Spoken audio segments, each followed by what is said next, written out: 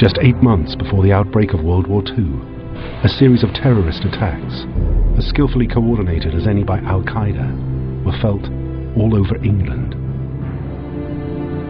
Bombs exploded in power stations and substations from Northumberland to Manchester, from Liverpool to London.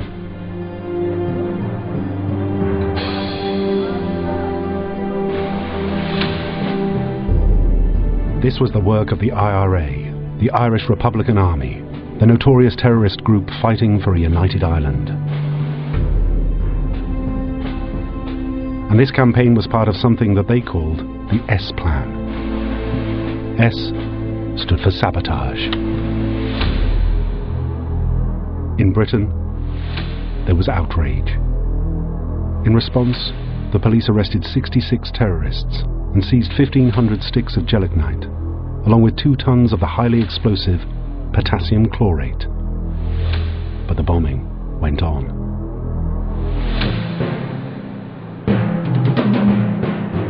But one group of observers looked on, not with horror, but with admiration. The Nazis decided that here were people they could do business with.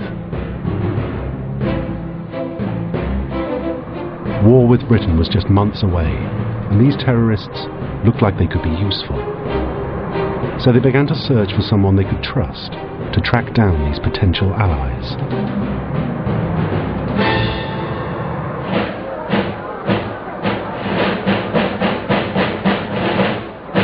The man they found, Oscar Faus, had made his name fundraising in the United States of America on behalf of the Nazis.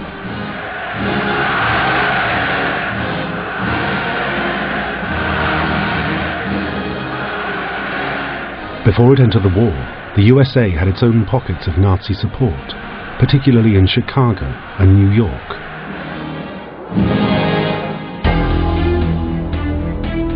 Faus's English was good, and when he returned home to Germany in December 1938, he was recruited to German military intelligence, the Abwehr, where he was soon presented with a challenging mission. They immediately sent Oscar Faus to Ireland in February 1939 to make contact with the IRA and to explore the possibility of cooperation. Oscar Faus was ill-informed. He didn't know how to contact the IRA, but nonetheless, by a roundabout route, he would make contact with the IRA. Eventually, he met the 2 most senior members of the organisation, Chief of Staff Sean Russell and Head of Bomb Making Seamus O'Donovan. Both Russell and O'Donovan were veterans of the Irish struggle for independence. All of Ireland had been under British rule since 1801. On Easter Monday 1916, hundreds of members of the Irish Republican Brotherhood seized key locations in Dublin and proclaimed the Irish Republic independent of Britain. O'Donovan and Russell were officers in the Dublin Brigade of the IRB. So too was Eamon de Valera, who later as Prime Minister of Ireland would be forced to confront them as adversaries. The rebels were no match for the British armoured cars, artillery and machine guns. After 7 days of fighting, the Republicans were beaten.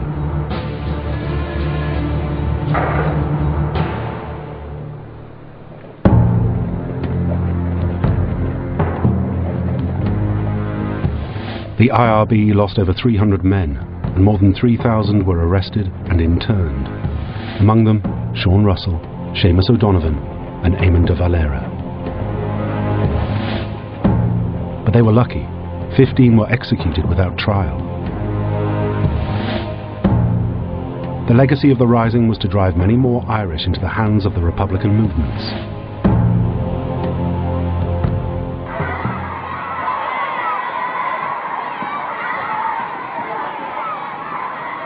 In 1920, all IRB prisoners were released. The group was renamed the Irish Republican Army, and it began a bloody guerrilla war with the British. After fierce fighting and over 5,000 IRA deaths, a truce was agreed.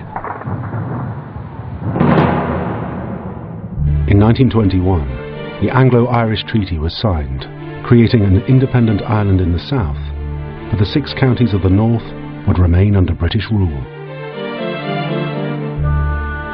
Eamon de Valera was vehemently opposed to the partition, but chose to pursue a political solution.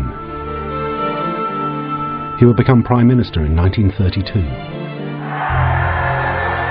But for others, the separation of the north and south was unacceptable. Seamus O'Donovan, Sean Russell and the IRA turned back to the bullet and the bomb. It was a decision that would set them on a collision course with their former IRA comrade. As far as the IRA are concerned, they are as opposed to the government in Dublin, which they saw as puppets of the British, as they are to the British continuing to control Northern Ireland. And the IRA are a substantial enough force in the 1920s and in the early 1930s in Ireland. They still have, upwards of maybe 15,000 men. They're still attempting to arm and train and bring in new recruits. The IRA regrouped and retrained under the watchful eyes of a new and determined leader. Sean Russell becomes leader of the IRA in 1938, and in many ways he's the archetypical IRA militarist. He has very little interest in wider politics. He says, we've done enough talking, we've had enough division over politics, this has got us nowhere. What people want from the IRA is a campaign to drive the British from Ireland. He comes to leadership in the IRA by promising a campaign. Sean Russell, now Chief of Staff, appointed Seamus O'Donovan as his Director of Chemicals, that is, Chief Bomb Maker. It was they who devised the S-Plan. The idea is that they'll be able to cause so much disruption that they'll put Ireland back on the headlines in Britain, that the British public will be forced to become aware of the partition of Ireland, and that therefore they'll put pressure on the British government as a result. But now, as war grew closer, the two became increasingly interested in how Germany could help their cause, and relished the contact with German spy Oskar Faust. They weren't driven by attraction to Nazism as an ideology. They were driven by this nationalist impulse to achieve unification and the ending of partition. And everybody who would assist in that was welcome.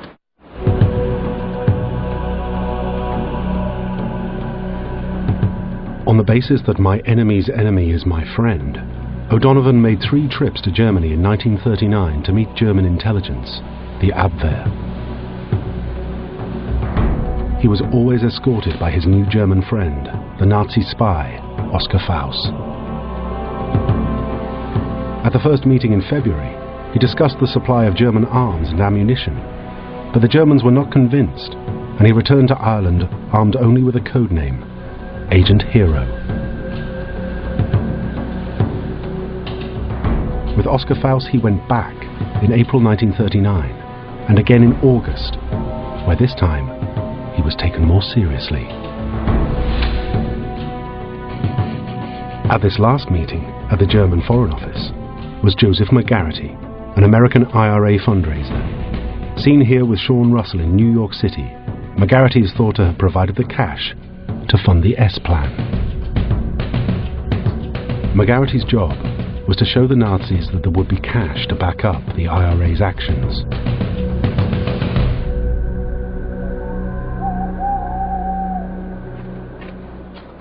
O'Donovan returned to Ireland with a radio transmitter and a code for his Nazi contacts. But O'Donovan and Oskar Faust also carried a message from the Abwehr. It had told them that Hitler would supply German reinforcements if the IRA could devise a foolproof way of helping them defeat the British. But almost immediately, the relationship got off to a shaky start. The IRA couldn't work out how to reach Germany with the Abwehr radio. The signal was either too weak or was blocked. And it wasn't long before Eamon de Valera's Irish intelligence services were listening in. Though communications had broken down, the IRA would live to fight another day. On the 25th of August, they brought the S-Plan to Coventry. An IRA volunteer left a bicycle outside a shop in the city centre.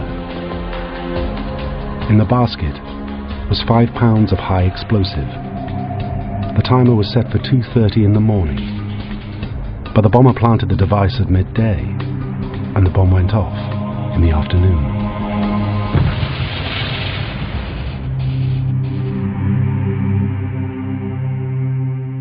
Five people were killed instantly. The outcry was muffled when 9 days later, Britain declared war on Germany. But the actions of the IRA and their S-Plan would lead to bitter clashes between the British and Irish governments.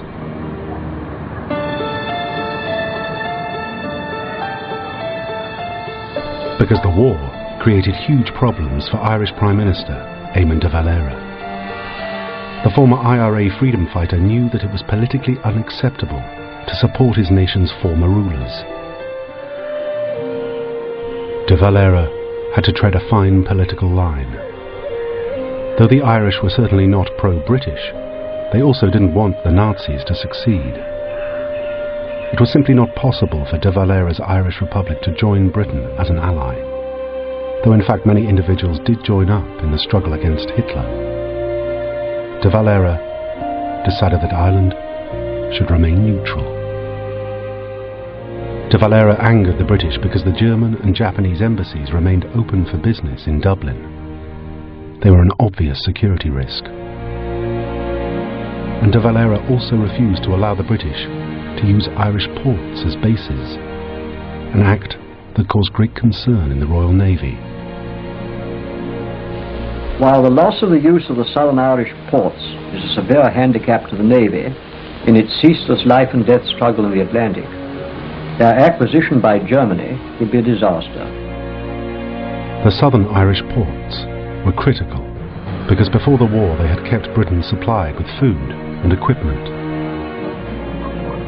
In my view, the starvation of this island, rather than its invasion, is still Hitler's aim, and to achieve this, a German seizure of the South Irish ports may well be on his agenda. The threat of starvation was even more likely to succeed because de Valera had allowed German ships to use Irish waters.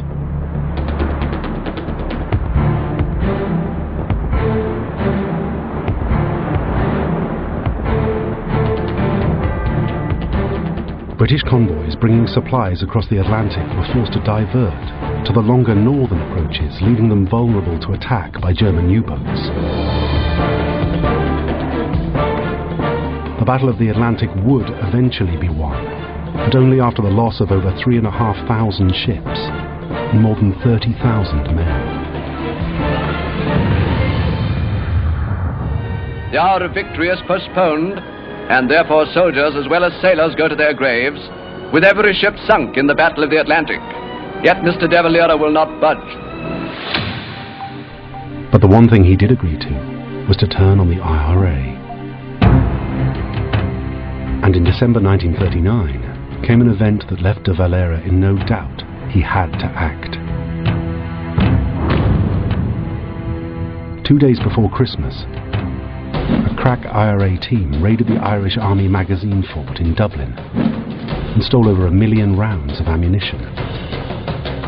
13 lorries were used to transport the 20 tons of shells away. Though almost all of the ammunition was recovered, the Germans heard about the raid and were suitably impressed.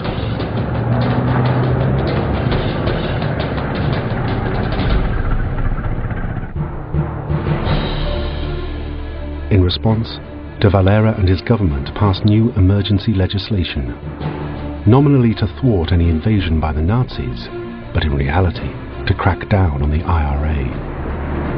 The Irish Army and Navy were mobilized and routinely simulated a German invasion of Ireland to prepare for the real thing.